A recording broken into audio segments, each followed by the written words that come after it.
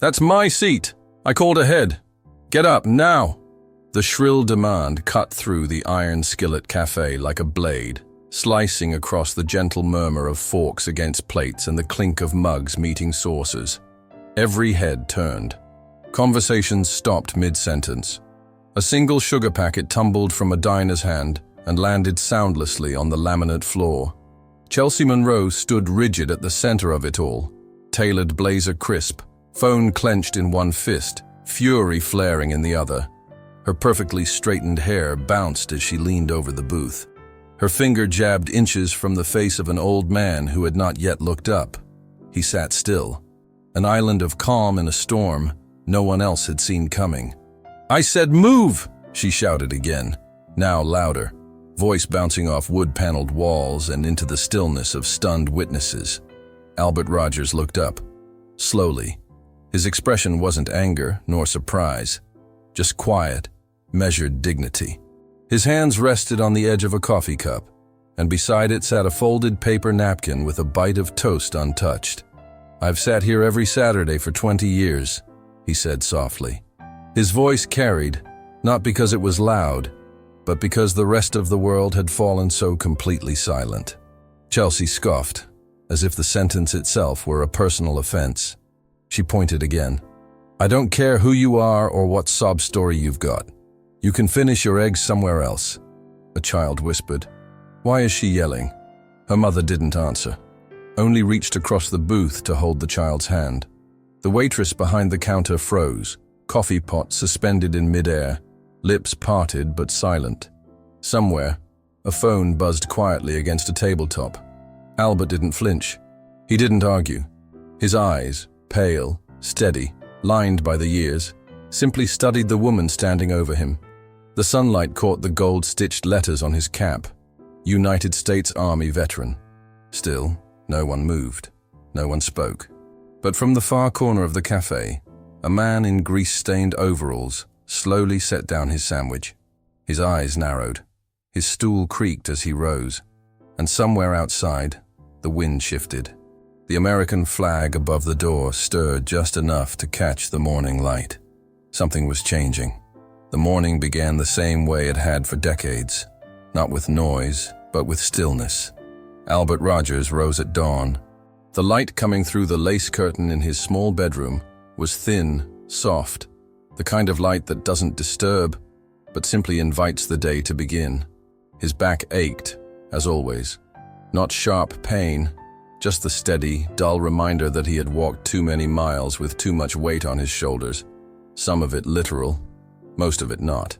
He swung his legs over the edge of the bed. The hardwood creaked beneath him, familiar and forgiving. Beside the window, a wooden chair held a folded shirt and pressed khakis, laid out the night before with the care of a man who respected time.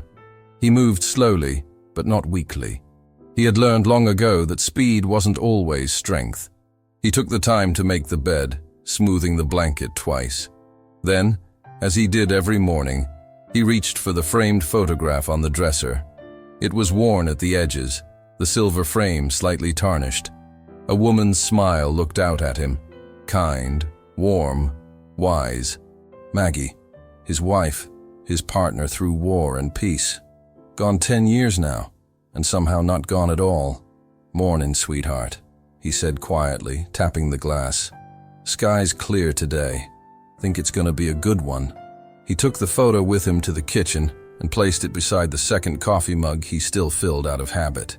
The mug was chipped, red ceramic with a faded cardinal on the side. It had been Maggie's favorite. He poured the coffee carefully, added the cream and a bit of cinnamon, just how she used to like it. Then he opened the back door. The yard was small, fenced, neat. Yellow roses climbed the edge of the garden wall, tended by his hands even when they trembled. The American flag that stood mounted near the gate was folded and stored each night. This morning, he unfolded it slowly, hands sure despite the stiffness. He raised it high on the pole and stepped back. The cloth caught the breeze like it always did. Not suddenly, not grandly, just enough to let him know the day had begun in earnest. After breakfast, he fed the birds, sparrows, cardinals. One stubborn crow who always tried to claim the feeder first. They gathered like they knew him. Perhaps they did. He watched them in silence, sipping from his mug.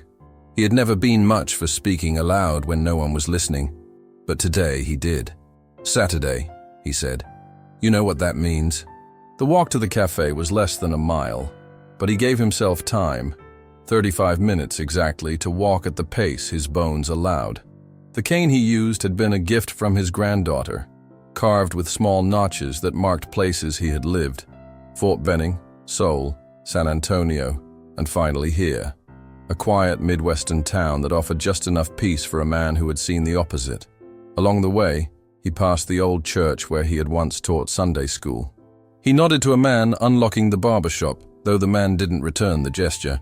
Too busy on his phone. That was all right. Albert didn't expect attention. He never had. At the pharmacy, he stepped inside to pick up his prescription. The clerk didn't look up when he greeted her. "You'll have to come back after lunch," she said, tapping at her screen. "System's down." He nodded, turned without a word, and stepped back into the sun. As he neared the cafe, the scents of bacon, coffee, and fresh griddle pancakes reached him. Small pleasures, deeply familiar. The Iron Skillet Cafe had been there since before Maggie passed. She had loved the cinnamon rolls, always split one with him, even when she said she was watching her sugar. Inside, it looked the same as it always did. Wood-paneled walls, a jukebox in the corner, the same menu boards with chipped lettering. The staff had changed over the years, but the booth by the window had not. That was his booth. Not by reservation, not by ownership, but by quiet, consistent presence. He slid into the seat and breathed in the morning sun, warming the tabletop. The rays fell across his knees and eased the ache in his right leg, the one that still carried a sliver of shrapnel from Korea. Doctors had offered to remove it once. He'd declined. It reminded him. The waitress that morning was new, young, polite, busy. She didn't recognize him, but she smiled as she poured his coffee. He nodded in thanks. The place began to fill. Families, couples, old-timers. The booths filled. The stools by the counter filled. Then the bell above the door chimed again. That's when she walked in. Chelsea Monroe, heels clicking with sharp finality, voice already raised on a phone call, blazer impeccable, sunglasses still perched on her forehead like a badge of speed and importance. She was moving fast, faster than the air around her, faster than the room knew how to handle.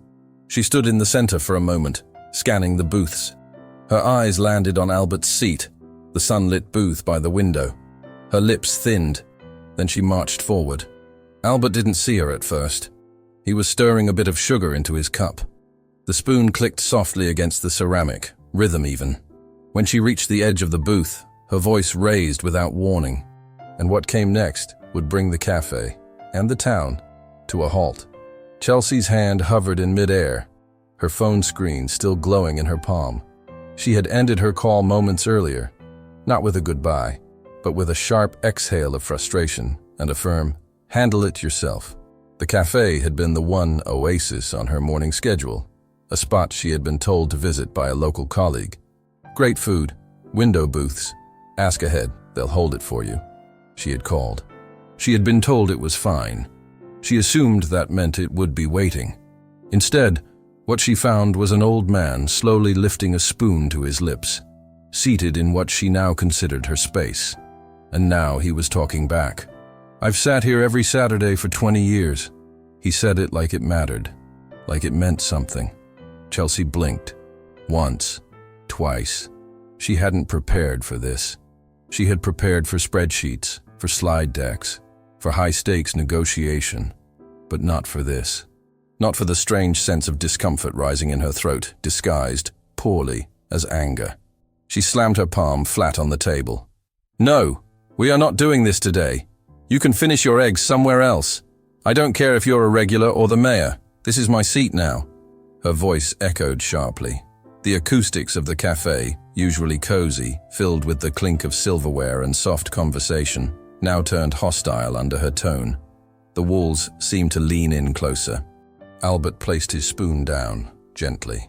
The small ring of it meeting the saucer sounded far too loud in the quiet that followed. He looked at her, and for the first time, truly met her eyes.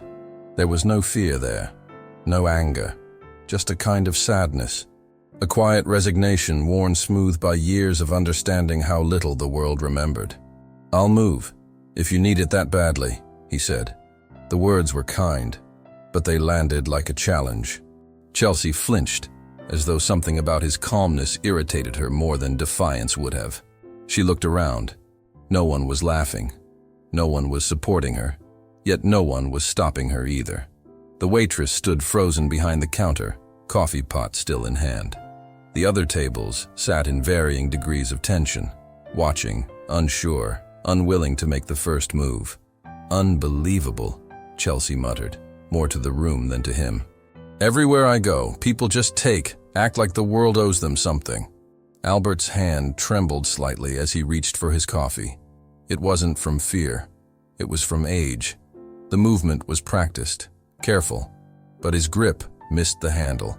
The cup wobbled, then tipped, a slow, spreading spill of coffee arcing toward the center of the tablecloth. The heat didn't reach him, only the humiliation did. Chelsea took a sharp step back, hands lifted as if avoiding fire. "You've got to be kidding me," she snapped. "You can't even hold a cup and you want to claim a booth?" Someone at the counter sucked in a breath through their teeth. Albert reached for the napkin, blotting the spill with shaky fingers.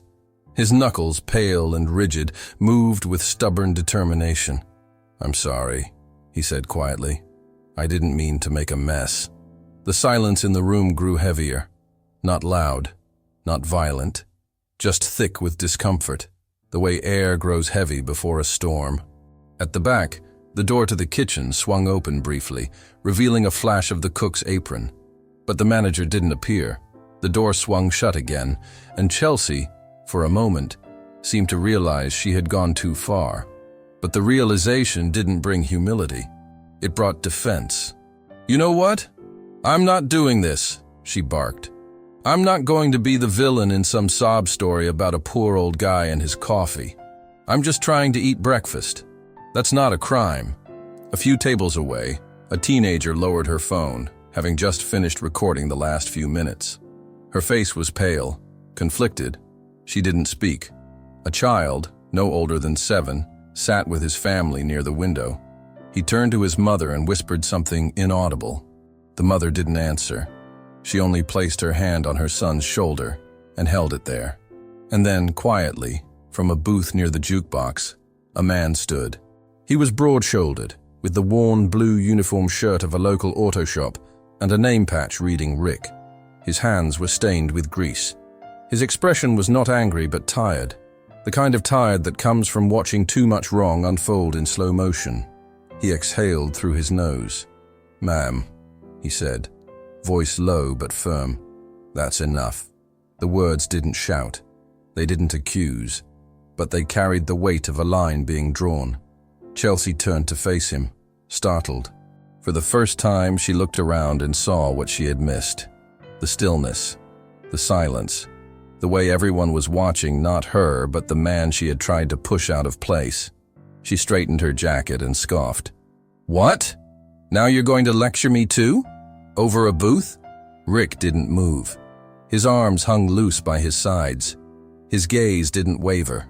"That man's earned more than that booth," he said. "He's earned his peace." Chelsea opened her mouth, then closed it. Her face flushed, but she said nothing. Albert, still blotting the table with a second napkin, did not look up. The grease-stained man took one step closer, just enough to make space bend a little more around him. Then, quietly, without instruction, the waitress set down the coffee pot. She walked over and placed a fresh napkin on the table beside Albert's hand. Then, she placed a clean cup on the edge and refilled it. No one clapped. No one said a word, but something in the air shifted. Chelsea stood frozen in place, and behind her, a few more customers shifted in their seats, glancing at each other. The quiet had started to turn. The coffee had stopped dripping down the edge of the table. A fresh cup sat in front of Albert, steaming gently, but he didn't reach for it. His hand rested near the brim of his cap, fingers brushing the worn stitching as if to remind himself, or perhaps the world, of what those letters once meant. United States Army veteran. The gold thread caught the light, and for a moment, the room seemed to narrow. He didn't blink, didn't move. His eyes stayed fixed, not on Chelsea, not on the man who had stood for him, but somewhere beyond them, somewhere far, far away. And then, for Albert, it was not Saturday morning in a small-town cafe. It was winter, and the air was filled with smoke. Snow fell in torn flakes, grayed with ash. The wind screamed through the narrow ravine, where young Private First Class Albert Rogers pressed his body flat to the frozen earth. His rifle was half buried beside him. His boots were soaked through. The smell of metal and burned oil hung in the air. Around him, the terrain rose in jagged teeth. A narrow mountain pass deep in North Korea, where an ambush had trapped his unit. The sun had not risen.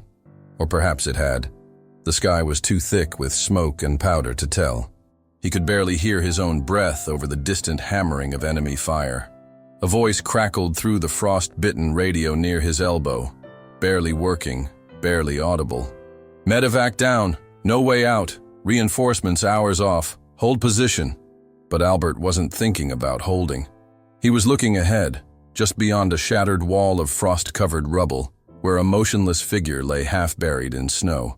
The medic, Kenny Summers, a kid from Ohio who told bad jokes and carried candy in his pockets for the local children. His leg was twisted unnaturally. Blood had soaked the snow around him black. Someone had to go. No one else moved. Albert looked at the others, younger men frozen with fear. And then, without a word, he moved. He rose from cover and ran.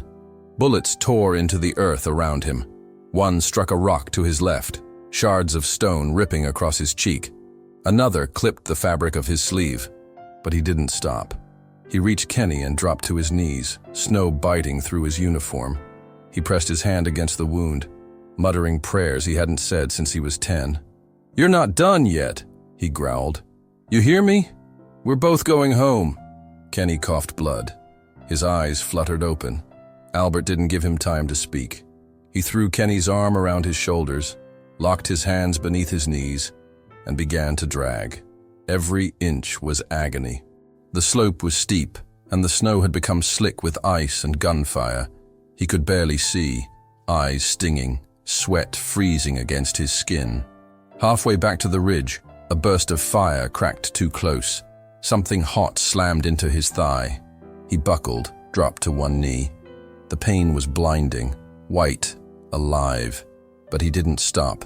He ground his teeth, shifted his weight, and kept pulling. By the time they reached cover, his leg was a ruined mess, and his hands were numb. But Kenny lived. Albert saw to it, held his hand through the medevac, wouldn't let go until the chopper blades drowned everything else. The medal came later. He never wore it. It stayed in a drawer beside Maggie's letters. What stayed in him wasn't pride. It was pain. The pain of pulling another man to safety with your own body breaking. And that pain was still there. In his hip, in the way his fingers trembled when lifting a spoon. In the way the sunlight through a window was the only thing that eased the deep, cold throb of an old injury earned in silence. And now, the silence had returned, but not from snow, or fear, or the sound of gunfire. It was the silence of a diner that had watched something wrong unfold and said nothing, until now. Rick, the mechanic, still stood by the jukebox, unmoved. His face didn't show pride. It showed disappointment. Like a man who had seen this too many times and felt the weight of it more each time it came around. Chelsea didn't speak. Her mouth was set in a flat line. The color had drained from her face, but her eyes flicked from one person to the next, waiting for someone to take her side. No one did. The woman with the stroller shifted. Her toddler wriggled in the seat, restless. She placed one hand over the child's legs, looked at Albert, then slowly stood. "He helped my father every week," she said quietly. "Carried his groceries, walked him across the street." Her voice wasn't angry, it was steady. She didn't speak to Chelsea. She spoke for Albert. Another voice, this time a teenager near the far booth, headphones resting around his neck, spoke next. "He brought donuts to the fire station on Veterans Day," the boy said. "Didn't ask for anything, just did it." Albert didn't lift his head. He stared at his hands, still resting near the edge of the coffee cup. Then, like a ripple across a still lake, more stood. A retired school teacher who'd taught civics in town for 40 years. A construction worker with clay on his boots. A young woman in medical scrubs who had just come off a night shift. None of them made noise. They simply rose from their seats, one by one.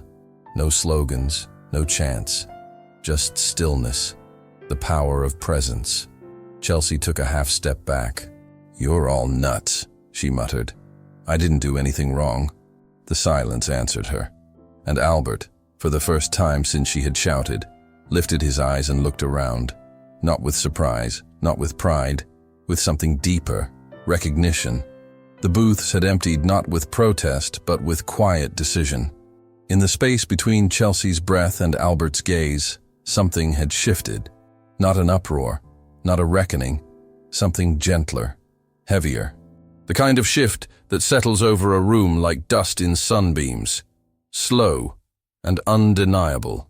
Rick stepped closer, not with anger, but with resolve. His boots thudded softly against the tile. He passed behind Chelsea without a word and took up position beside Albert's booth, like a guard not assigned but called.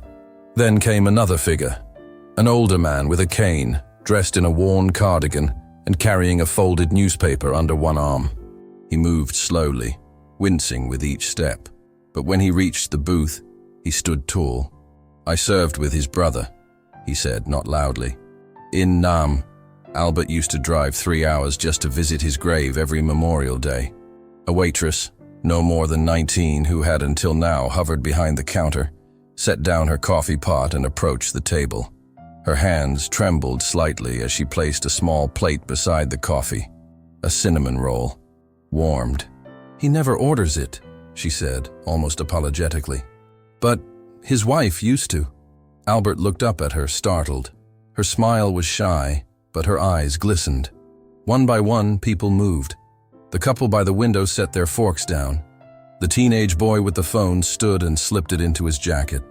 A mother with 2 children leaned down and whispered something in their ears, then helped them stand on the booth seat. And then, silently, the entire restaurant stood. Not because they had planned to, not because anyone told them, but because something in them knew this was not just about a seat or a spilled cup of coffee. It was about memory. It was about presence. It was about what we choose to honor, and who we choose to stand beside when the world forgets. Albert sat motionless, not in disbelief, but in stillness that came from a place too deep for words. He looked up slowly.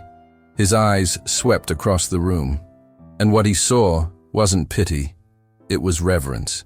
A man near the door, a mailman still in uniform, raised 2 fingers to the brim of his cap, a quiet salute. A young boy, maybe 9 or 10, held up a small flag pin clutched in his fist. He didn't say anything, just held it like a talisman, hand trembling slightly. The woman with the stroller had tears on her cheeks. She didn't wipe them. Chelsea stood alone now. No one was looking at her. No one was listening to her breath catch or her posture falter. The room had turned away, not out of cruelty, but because something else had become more important. Something she had failed to see. Her voice came again, but it was small now, fragile. "I didn't know." Albert turned toward her. His face was unreadable, but his eyes, they were not cruel.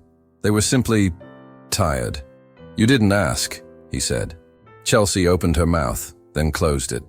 Her lips quivered. Her fingers curled around the strap of her handbag, the knuckles white. For a long moment, she remained there, alone in the center of a room full of people who had made a quiet choice to see the man she had tried to erase. And then, without ceremony, she turned and walked out. The bell above the door jingled once. Then the door closed. A breeze followed her out, stirring the scent of cinnamon and coffee. The silence she left behind was different from the one she had entered with. It was sacred now. Albert looked down at the roll. He picked it up with both hands, warm still, the icing soft, just beginning to melt, and as he took a bite, small, careful, the sunlight caught the edge of his cup. A waitress stepped forward. "Thank you, Mr. Rogers," she said, voice barely above a whisper. Another man, middle-aged, flannel shirt, hands like stone, spoke next. "For everything." Someone moved toward the register. "I'll cover his tab," they said. "No, I will," said another. The voices overlapped softly, a gentle disagreement born from gratitude. Albert smiled, just barely. He adjusted his cap, took another sip of coffee, and for the first time in years, he wasn't just remembered, he was seen. The door had long since closed behind Chelsea Monroe, but the echo of her presence lingered like steam above a forgotten kettle, not from her words, but from what had followed them. The cafe remained still for another long moment. No one moved to sit just yet. There was a hush, not of discomfort now, but of reverence. A room collectively exhaling after holding its breath too long. Albert took another sip of coffee. The warmth moved through him slowly. It wasn't just the temperature. It was something deeper, something that moved along the memory of shrapnel still buried in his thigh, along the ghost echoes of boots in snow and voices on radios that never answered again. He glanced around, eyes lingering on each face. Some were strangers. Some he had known for years but had never exchanged more than a nod with. Yet in that moment, each of them had chosen, not for him, but with him. He didn't speak. He didn't need to. The waitress returned to refill his cup, her hand steadier now. She placed the pot down after, her eyes soft, but sure. "You shouldn't have to pay today," she said. "I always pay," Albert replied gently. She smiled. "Then let it be our turn next time." He nodded, the gesture slight but meaningful. At the register, the manager had returned, red-faced and flustered, his apron stained with fryer grease. He had missed the storm, but he had seen the room, the standing crowd, the changed air, and in his gut, he knew what he had missed could never be undone, only honored. Later that day, when the cafe closed for the lull between breakfast and lunch, he pulled out a piece of cardstock and scrawled 4 simple words in thick black marker, "Reserved for Albert Rogers." He laminated it himself and placed it on the edge of the window booth, the same booth that had held more than breakfast for 2 decades, the same booth that had, just hours ago, become sacred ground. In the following days, the sign was replaced with a bronze plaque. The words remained the same. Above the booth, a photo was mounted, black and white.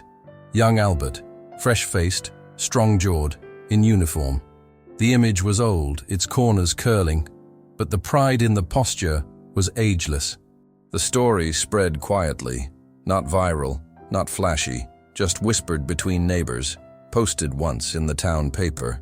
The morning a town chose to stand. Veterans began stopping by more often, some alone, some in pairs. The staff started placing small flags in vases beside their coffee mugs. One table became 2, then 3. By the next Saturday, the manager had installed a small sign at the front counter. "Veterans eat free on Saturdays, no questions. Just thank you." He didn't announce it. He didn't want applause. He simply told the staff, and they told the regulars, and the regulars told everyone else. People responded the way people do in towns like this, not loudly, but meaningfully. One man paid for 5 coffees he didn't drink. A woman donated a dozen cinnamon rolls from her bakery with a handwritten note, "For those who served and those who still carry the weight." Even the teenager who had recorded the moment returned, not with his phone this time, but with a sketch pad. He drew Albert's booth in pencil, carefully rendering every crease in the fabric of the seat, every reflection on the window pane. He framed it in a salvaged oak border and gave it to the cafe. The manager hung it above the register. Albert never asked for any of it.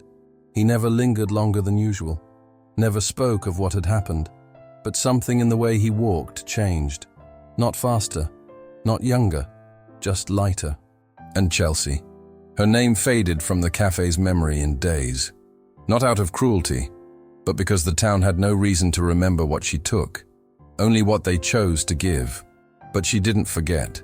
Some say she was seen weeks later volunteering at the Veterans Center just outside town.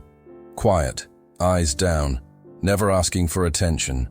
A woman trying to understand something she had missed, trying to rebuild. The town didn't judge her. It didn't need to. Some journeys start with a mistake. Others with a moment too heavy to forget. The morning air was cool, touched with the light scent of damp leaves and sun-warmed stone. Birds called from the hedges, not in chorus, but in simple rhythms, each song its own. Albert Rogers sat alone on the bench near the edge of Green Hill Park, beneath the flagpole that had stood there longer than the playground beside it. The grass was freshly cut. The breeze carried the soft hum of a mower in the distance, but it was far enough not to intrude. He wore the same cap, United States Army veteran, the one with the worn brim and faded crown. His hands rested on his cane, fingers laced, posture upright. Not stiff, just steady. Beside him on the bench sat 2 paper coffee cups. One was his. The other remained untouched. The Cardinal mug hadn't left his home. It was too fragile now. But this second cup still bore the cinnamon she used to love. Maggie, his morning companion, the woman whose presence, though silent, never truly left. He glanced at the cup and nodded once, as if in agreement with something she'd just said. Then he leaned back, eyes turning upward. The flag above the bench rippled slowly, its fabric thick with time. It caught the light just right, the red bright, the blue calm, the white crisp against the sky. It was not a banner of triumph today. It was something quieter, a vow remembered. Footsteps approached, soft and uncertain. A boy, perhaps 9, walked with careful steps across the path. He wore a jacket 1 size too big and held a small object in his hand. He looked nervous, the way children sometimes do when reverence has replaced curiosity. He stopped a few feet from the bench. "Sir," the boy said, "are you the man from the diner?" Albert turned his head slowly, surprised, but calm. "I suppose I am," he said, voice low but even. The boy stepped forward, lifting his hand. In it was a flag pin, small, slightly bent, the kind you get from a school assembly or a parade float. He held it out like it was something sacred. "My grandpa served too. He passed last year. I wanted to say thank you." Albert reached out, his hand steady, and took the pin gently from the boy's palm. He studied it for a long moment, then smiled, just slightly, and nodded.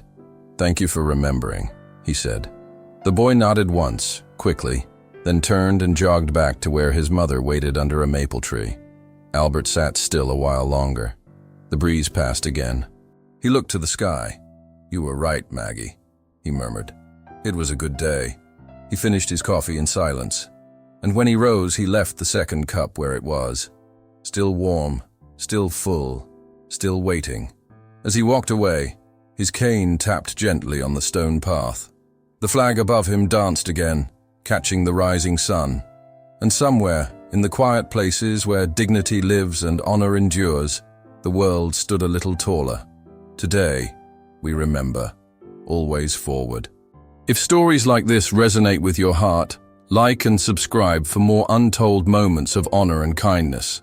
Let us know where you are watching from, and if this moment brought back memories you carry with you. The best way to honor their memory is to keep listening. Click on the suggested video now, and we'll walk together through another untold chapter of courage and sacrifice.